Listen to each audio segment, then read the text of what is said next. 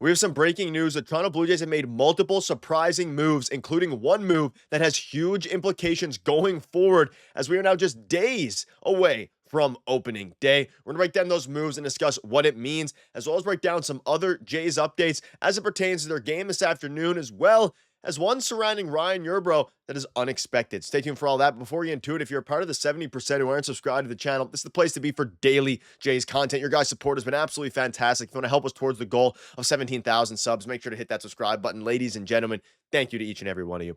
There's a lot to go over today. Now, obviously, we've been talking a lot on this channel specifically about how there's going to be a lot of moves coming on the horizon for the Toronto Blue Jays, and there's still a lot of spots left. And me and Avery discussed it in the video this morning.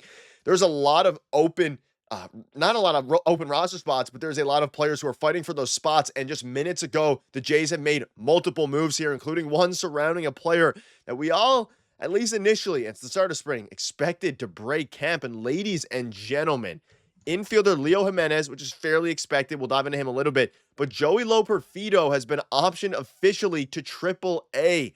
And this is, it comes as a bit of a surprise. Now, I discussed it with Avery in the video earlier today. Check that one out after this one. But it's at an interesting point now because Joey Loperfido is, you got him in the trade with, Yusei Kikuchi, all these different things. But coming into spring training, we all assumed that Joey Loperfido was going to be at least in strong competition to break camp as the opening day center fielder, simply because of what had transpired with Dalton Varsho and his shoulder injury. Now, Joey Loperfido, again, we got him in the trade. He played a bunch of regular season games. He struggled with the Jays. He's been struggling a little bit in spring. He's made a lot of swing adjustments, but this is a guy that we all thought was going to be fighting for at least maybe even a bench spot, considering, a lot of Jays fans are familiar with him. He played with the team last year. He played with the big league club following the Yusei Kikuchi trade.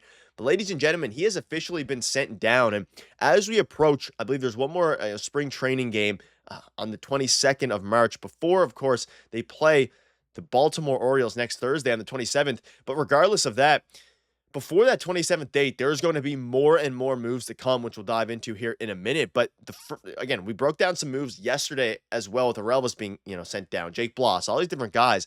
Now, Joey Loperfido is the first one that played a lot of games for the Jays since being traded over to Toronto last year. And this means a few different things. One, it means there is a good chance that Nathan Lukes is going to be, making the team. But also, you have Miles Straw, Nathan Lukes, and Alan Roden. Now there's some rumblings about an Alan Roden bang, but potentially him making the team. He has now made the final round of cuts, or one of the final rounds of cuts, depending on how the Jays go about it. And this is very encouraging if you're an Alan Roden fan, but at the same time, you still have Miles Straw. You still have, of course, Nathan Lukes and now Alan Roden.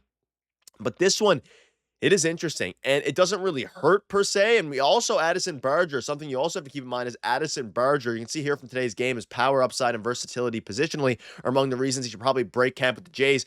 He hit an absolute moonshot earlier today, which we'll dive into later on in the video. There's a lot of spots with not a lot of, a lot of players, with not a lot of roster spots available. And again, in case you missed the moves yesterday, they're really starting to thin down the lineup now. And each move, or the roster, the 40-man, and each move matters a ton as it pertains to the actual opening day roster, which is less than a week away. Jake Bloss, again, Relvis Martinez, those are the two guys. Dylan Tate, a little bit surprising. Even guys like Hayden Janger, but especially Mason Flaherty, who has been fantastic in spring. He had to get sent down just because of a lack of space available. And as you start to look at now, this was the Fangraphs screenshot, and I wanted to use this one from last night surrounding the Jays' projected lineup. And I've been using this a lot on the channel. And if you guys have been watching the videos throughout the offseason, throughout spring training, Joey Loperfido has been the projected starting center fielder for the Jays on Thursday and the whole, all of spring training, simply because he has the projected, he has the tools, he's the prospect, all these different things, but he's also about to be 26 years old. Like, there's not much refining he can do down in AAA. He's supposed to be an MLB-ready prospect, like Will Wagner is as well, who is going to break camp with the team. But Joey Loperfido, he's no longer even on the, obviously now he's got option on AAA. He's not even going to be starting the season on the bench, so he's not going to be getting any reps as it pertains to the starting center fielder spot for the Toronto Blue Jays. And that now begs the question going forward, who is going to make the team? Now, you look at the bench here, you have David Schneider, Addison Barger, Miles Straw. Now, Nathan Lukes isn't here, so you'd have to assume that Nathan Lukes, if he makes the team, is going to replace some of these guys. But with the way that Alan Roden has been playing in spring, with the way that Addison Barger has been playing in spring, there's a world where, and again, Barger's not going to be the starting center fielder come opening day. It's probably Nathan Lucas or Miles Straw. But regardless now, this tells us a lot, and there's going to be more cuts this weekend that is really going to tell us, because I want Alan Roden to break camp with the team. I don't think it's going to happen. Reporters don't think it's going to happen. But again, Joey Loperfido being sent down does tell us a lot about what their plan is. They're trying to win now, and Joey Loperfido had a rough, not a great spring, albeit going through a lot of different adjustments to his swing. However, this also, it doesn't necessarily mean that Alan Roden has made the team, but it increases his odds, because now there's a battle remaining. Let's assume Dalton Varsho either starts the season on the IL or starts as the DH. You now have Straw, Lucas, Schneider, Barger, even Will Wagner, who's going to make the team. It is going to be an absolute battle, and I'm excited to see who makes it out of this weekend, because again, there's some more moves coming. You see this here from Shadavidi, which is another part of this. Another move happened is that Ryan Yarbrough is exercising an out as a part of being a free agent. According to an industry source, the team has until 2 p.m. Sunday to add him to the roster, or he becomes a free agent. Now, this is interesting. Now, don't panic yet. He is not a free agent as of now. If the Jays don't make room for him and add him to the roster by, of course, Sunday, the 40-man roster by Sunday, then Ryan Yarbrough then is going to be eligible and will be a free agent. But they got him at a minor league deal. He was fantastic for the Jays last year. He's been fine during spring. I think there's a great chance you have to assume they're going to make room for him in the 40-man, add him to the team, and go from there. I think that's what's going to happen.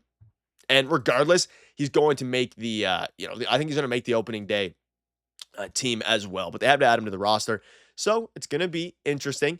It's they're going to have to. And I think there's no world you let Ryan Yarbrough go. You don't have enough lefties. Yes, you have Brendan Little. Yes, you have some other guys as well. But Amir Garrett's a guy they signed, but even Richard Lovelady, I think at this point, Ryan Yarbrough is going to be a Toronto Blue Jay, and he's going to be in that bullpen come opening day on Thursday, because if not, of course, he can easily find a job elsewhere, and I do ultimately think that's going to happen. But you can also see in the quote tweet there, or in the original tweet that he quote tweeted, saying that they optioned Leo Jimenez and Joey Loperfido, more roster decisions to come this weekend. So this weekend is when we're going to know about Alan Roden. I think this increases his chance, because if they were very confident in Alan Roden just being sent down, they would have done it either as a part of the cuts they made yesterday or as a part of the cuts that they just made today. So huge news, a very notable name being sent down. We're going to keep you up to date with all the latest news surrounding that, so make sure to hit the subscribe button there. But a couple other things I want to touch on. Alejandro Kirk and just the game today. Kirk hit a home run. He's been hitting the ball very hard, which is fantastic. Again, he had a great spring last year and wasn't fantastic in the regular season hitting wise. So you have to takes all these things with a grain of salt. We also saw Addison Barger hit an absolute moonshot, who has one of the higher upsides on this team, which now he made it through another round of cuts, which makes things even more interesting. We also saw George Springer. In case you missed the game, Springer hit a home run. You have Andres Jimenez with 4 RBIs hitting a home run. The Dave Popkins effect is real. We're going to have another video on it. He has really transformed this team from taking, little swings, taking swings for contact. Instead, he's changed the knowledge. He's used his knowledge from the Twin system and has influenced all the other hitters to just take big swings and hit home runs, which is something that we all love to see. We saw a bunch from the night, including George Springer, who said the at-bats in spring have been good. I've been swinging at stuff that I want to swing at. Obviously, it's been good to see the process begin to unfold, and he's been happy with the things he's been working on. Not happy with the results. Horrific spring, but at the end of the day, baseball is just around the corner, and some of these moves are going to get more and more interesting. I'm hoping Alan Roden breaks camp. I think most people are, but at the same time, there's a lot of people fighting, and there's a world where Miles Straw makes it instead of him. But that'll wrap it up. Let me know down below what your thoughts are. Thank you guys for watching.